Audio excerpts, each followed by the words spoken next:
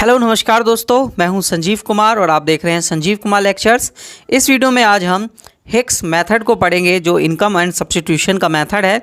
तो जो हमारे पास हिक्स अप्रोच है इनकम और सब्स्टिट्यूशन इफ़ेक्ट की, उसके बारे में आज हम इस वीडियो में डिस्कस करने वाले हैं। तो हिक्सेशियन मेथड्स को इस वीडियो में आज हम डिस्कस करेंगे। और ये वीडियो जो है वो कंज्यूमर थ्योरी का एक पार्ट वीडियो है। तो आप जो है कंज्यूमर थ्योरी की अगर आपने प्रीवियस वीडियोज़ नहीं देखी हैं तो आप वो भी देख सकते हैं, और फिर अगर इस वीडियो को देखेंगे तो आपको और हेल्पफुल यहाँ पर समझ में चीज़ें आएंगी। तो बीए फर्स्ट ईयर या फर्स्ट सेमेस्टर या BCom first year first semester के लिए काफ़ी हेल्पफुल है, ड्यू सोल ड्यू स्टूडेंट्स और इग्नू के स्टूडेंट्स के लिए। तो चलिए दोस्तों स्टार्ट करते हैं।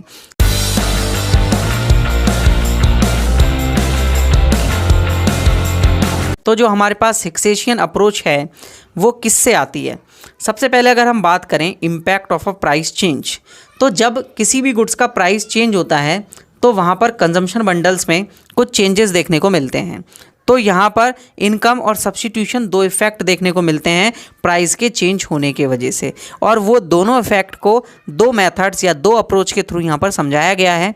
पहली है हमारे पास हिक्सेशियन मेथड या हिक्सेशियन अप्रोच, और दूसरी है हमारे पास स्लट्सकी मेथड और स्लट्सकी अप्रोच। ठीक है, तो इस वीडियो में आज हम जो है वो ओनली स्लट्सकी के मेथड को समझेंगे, और स्लट्सकी के मेथड के द्वारा ही हम यहाँ पर जो है वो इसको समझने की कोशिश करेंगे किस तरीके से हम जो है वो यहाँ पर हिक्स के प्राइस चेंज होने पर हिक्स क्या कहते हैं कि किस तरीके से इनकम एंड सब्स्टिट्यूशन इफेक्ट हमें देखने को मिलता है। ठीक है दोस्तों, चलिए स्टार्ट करते हैं।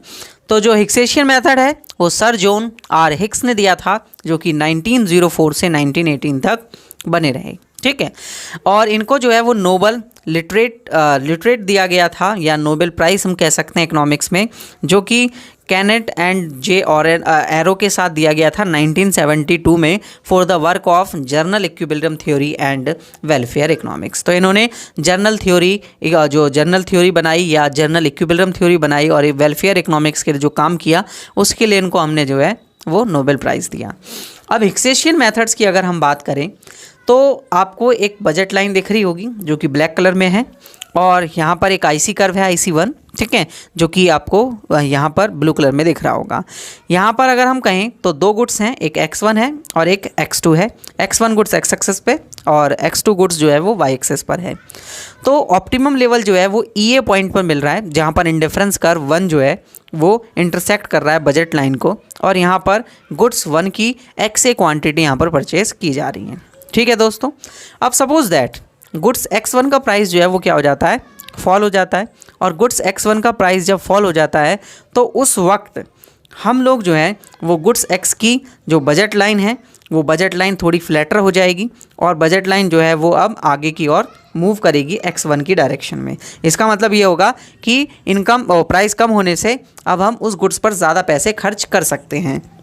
तो इसका मतलब है हिक्स ये मानते हैं कि जब किसी गुड्स का प्राइस कम हो जाता है तो रिलेटिवली जो इनकम बात होती है, या रियल टाइम्स में जब हम इनकम को देखते हैं तो वो इनकम हमारी परचेजिंग पावर के तौर पर बढ़ जाती है। तो एक तरीके से हमारी परचेजिंग पावर बढ़ जाती है, इस वजह से हम अब उस गुड्स की ज़्यादा क्वांटिटी को परचेज़ कर सकते हैं। ठीक है, तो आप देख सकते हैं तो बजट लाइन जो है वो P पॉइंट पे तो बिल्कुल सेम रहेगी, और यहाँ पर X1 से थोड़ा आगे की ओर जो है वो मूव कर जाएगी। ठीक है, अब इस पर अगर मैं IC बनाऊँ और IC2 यहाँ पर आ रहा है, और जो ऑप्टिमम लेवल आएगा यहाँ पर वो EB पॉइंट पर आएगा, जो कि इक्विलिब्रियम पॉइंट होगा।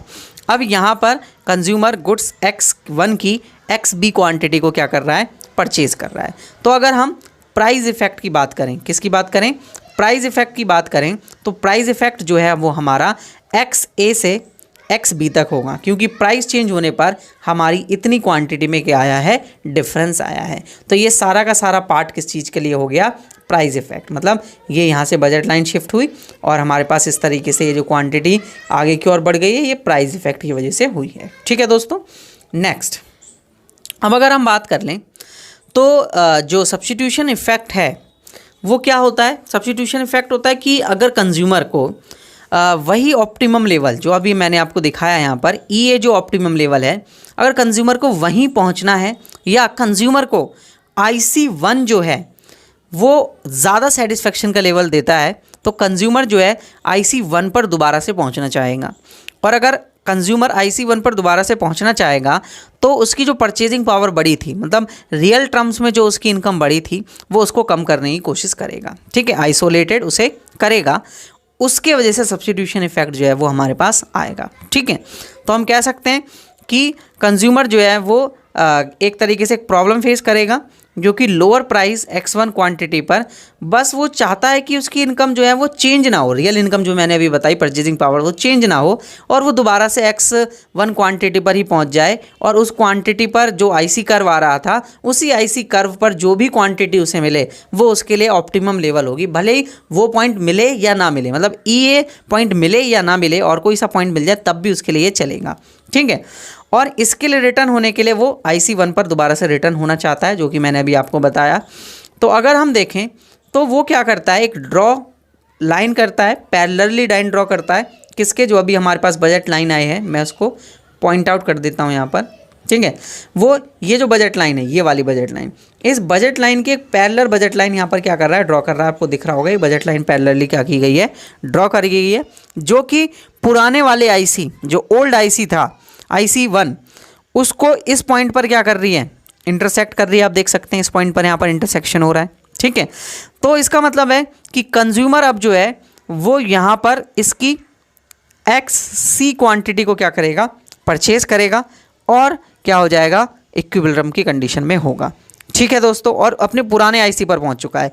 ध्यान से समझना, हिक्स और स्लट्सकी में एक यही मेन डिफरेंस है कि हिक्सेशियन जो मेथड है, जो हिक्स हैं वो ये मानते हैं कि जो कंज्यूमर है वो अपनी इनकम के चेंज होने की वजह से जो रियल इनकम उसकी चेंज हुई है वो दोबारा से अपने उसी ऑप्टिमम लेवल पर पहुंचना चाहता है। इस वजह से वो अपनी इनकम को लेवल को जो है वो डिक्रीज़ करता है, मतलब रियल इनकम को डिक्रीज़ करता है और उसी IC पर, सेम IC पर पहुंच जाता है। जबकि स्लट्स की ऐसा नहीं मानते। जब मैं स्लट्स की मेथड पढ़ाऊँगा तो वहाँ पर इस चीज़ को बताऊँगा, आप जो है वो वीडियो ध्यान से समझिएगा। ठीक है ना। अब तो यहाँ पर जो है वो किस पॉइंट पे पहुँच चुके हैं, XC पॉइंट पर पहुँच चुके हैं और इक्विलिब्रियम मिल रहा है। और देख सकते हैं आप EC पॉइंट और XC यहाँ पर जो है वो यहाँ पर मिल रहा है। तो जो सब्स्टिट्यूशन इफेक्ट की मैं बात करूँ तो यहाँ पर सब्स्टिट्यूशन इफेक्ट है XA और XC के बीच का डिफरेंस, यानी कि क्वांटिटी जो हमारे पास यहाँ पर चेंज हुई है उसके वजह से हमारे पास सब्स्टिट्यूशन इफेक्ट देखने को मिला है XA से XC के में डिफरेंस जो है। क्योंकि सब्स्टिट्यूशन इफेक्ट को अगर मैं ग्राफिकली बताना चाहूँ तो इसका मतलब है एक IC कर्व पर हम पहले इस पॉइंट पे थे, अब हम इस पॉइंट पे आ जाएं, मतलब दोनों गुड्स एक दूसरे के क्या हैं, सब्स्टिट्यूट हैं। तो हम किसी गुड्स की क्वांटिटी को डिक्रीज़ करके किसी दूसरे क्वांटिटी को इंक्रीज़ कर दें तो वो सब्स्टिट्यूशन इफेक्ट है। ठीक है ना। तो सब्स्टिट्यूशन इफेक्ट आपको दिख रहे होंगे, एक ही IC पे पहले हम EA पॉइंट पे थे, अब हम EC पॉइंट पर जो है वो आ चुके हैं। यानी कि पहले हम XA क्वांटिटी को परचेज कर रहे थे, हम XC क्वांटिटी को परचेज कर रहे हैं। इसका मतलब है सब्स्टिट्यूशन इफेक्ट जो है वो इनके बीच का डिफरेंस है, जो कि मैंने यहाँ पर आपको शो करके दिखा रखा है। ठीक है दोस्तों, अब जो हिक्सेशियन मेथड था वो यही बताते हैं कि इनकम, रियल इनकम के चेंज होने पर जो है वो प्राइस इफेक्ट होता है, इनकम इफेक्ट होता है और उसी से बनता है क्या, सब्स्टिट्यूशन इफेक्ट। ठीक है, तो हिक्सेशियन मेथड के अकॉर्डिंगली इनकम मेथड यहाँ से इनकम इफेक्ट जो है वो अलग दिखा रखा है। क्यों? क्योंकि इनकम में चेंज हुआ है। जैसे अगर मैं अभी आपको बताना चाहूँ तो आप अगर यहाँ देखें, मतलब इस पॉइंट पर आप देखें तो ये थी हमारी बजट लाइन, जहाँ पर कंज्यूमर जो है वो क्या था, मैं कलर चेंज कर देता हूँ। ठीक है, यहाँ पर कंज्यूमर जो है वो क्या था, इक्विलिब्रियम पे था। अब यहाँ से उसकी रियल इनकम कम करी गई, तभी तो ये जो पैरेलल ग्रीन लाइन आप देख रहे हैं ये पैरेलल लाइन खींची गई है, क्योंकि इससे इनकम, जो रियल इनकम है उसको डिक्रीज़ किया गया है। तो पहले इनकम इतनी होने पर हम XB क्वांटिटी लेते थे, अब इनकम डिक्रीज़ हुई हमारे पास, इस वजह से जो हमारे पास बजट लाइन है वो पैरेलली पीछे की ओर क्या हो चुकी है, शिफ्ट हो चुकी है। ठीक है ना। ये मैंने इनकम मेथड, इनकम इफेक्ट में बताया था, इनकम इफेक्ट सब्स्टिट्यूशन इफेक्ट वाली वीडियो में अपनी, तो आप उसको देख सकते हैं। और मैंने इनकम कंजम्पशन कर्व भी बनाया है, तो उसकी वीडियो भी जो है उसमें भी मैंने समझाया है, तो आपको ऊपर मिल जाएगी या लिंक डिस्क्रिप्शन में मिल जाएगी उसकी प्लेलिस्ट की, तो आप वहाँ से आराम से इसको देख सकते हैं। ठीक है, तो न्यू इनकम के लेवल पर आप देखें तो यहाँ पर EC पॉइंट जो है वो नया इक्विलिब्रियम पॉइंट है, और अब ये जो है नई इनकम के हिसाब से यहाँ पर XC क्वांटिटी को क्या कर रहे थे, परचेज कर रहे हैं। ठीक है, तो इनकम इफेक्ट हमारे पास यही वाला जो है वो हो गया। इनकम इफेक्ट हमारे पास ये कहलाएगा, जो यहाँ पर आपको दिख रहा होगा। ठीक है, मैं इसको रब कर देता हूँ। नेक्स्ट अगर हम देखें तो हमारे पास यही क्या है, इनकम इफेक्ट है।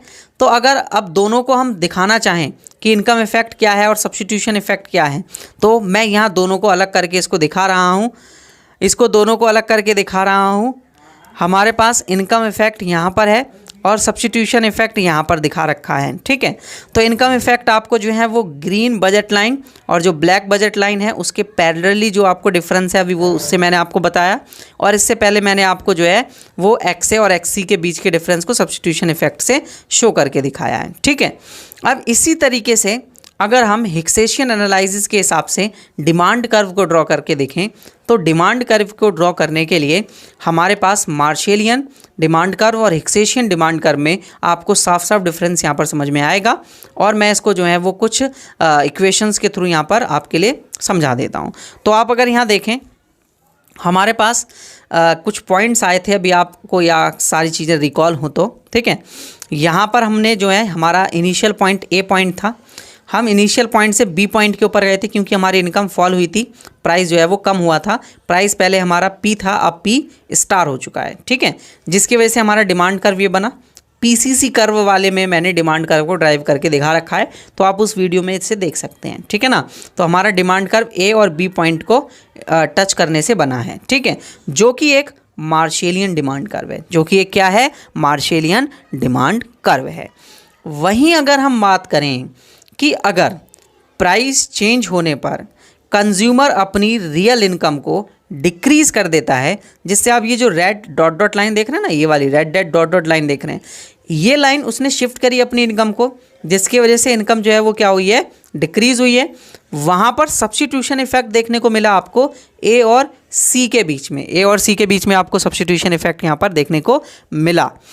अब ये जो बजट लाइन है, जो पहले वाली बजट लाइन थी, पहले वाली इनिशियल बजट लाइन, ये वाली की मैं बात कर रहा हूँ, यहाँ पर ये इक्वेशन थी हमारी, इनकम सेम है। अब प्राइस चेंज हुआ गुड्स एक्स का, तो यहाँ पर आप देख सकते हैं इनिशियली हमारी इक्विवल जो बजट लाइन है वो ये वाली ये है, ठीक है। इसकी इक्वेशन भी मैंने यहाँ पर दे रखी है आपके लिए। अब ये जो प्राइजेज हैं जो चेंज हुए हैं उसके वजह से मार्शेलियन डिमांड कर्व बना है।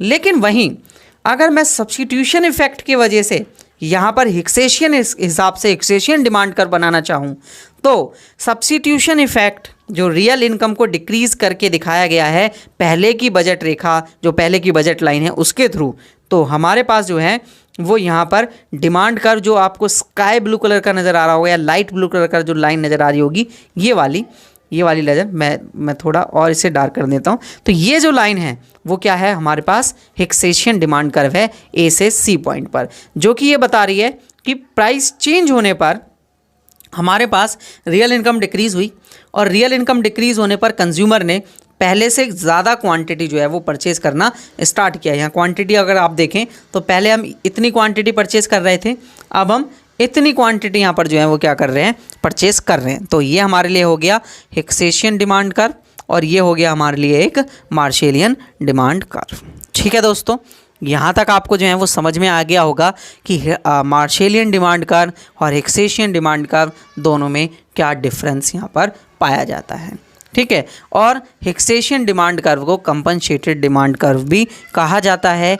क्यों कहा जाता है? क्योंकि यहाँ पर इनकम को हम कंपनसेट करते हैं, यहाँ पर इनकम को डिक्रीज़ किया जाता है। अब कौन सी इनकम? जो हमारी रियल इनकम होती है उसको हम यहाँ डिक्रीज़ करके सब्स्टिट्यूशन इफ़ेक्ट दिखाते हैं, और ये इफ़ेक्ट दिखाते हैं कि कंज्यूमर पहले से कितनी कम क्वांटिटी को परचेज़ कर रहा है। क्वांटिटी नहीं, प्राइस के चेंज होने पर, प्राइस इंक्रीज़ होने पर या डिक्रीज़ होने पर वो उसकी कम या ज़्यादा कितनी क्वांटिटी को परचेज़ कर रहा है, सेम ऑप्टिमल लेवल पर रहकर, सेम आईसी पर रहकर। तो यहाँ से ये पॉइंट, ये सब्स्टिट्यूशन इफेक्ट आप देख रहे होंगे, अभी मैंने आपको ये समझाया भी है, ठीक है दोस्तों। तो मैं आशा करता हूँ ये जो है वो आपको हिक्सेशियन एनालिसिस एंड डिमांड कर्व अच्छे से समझ में आया होगा।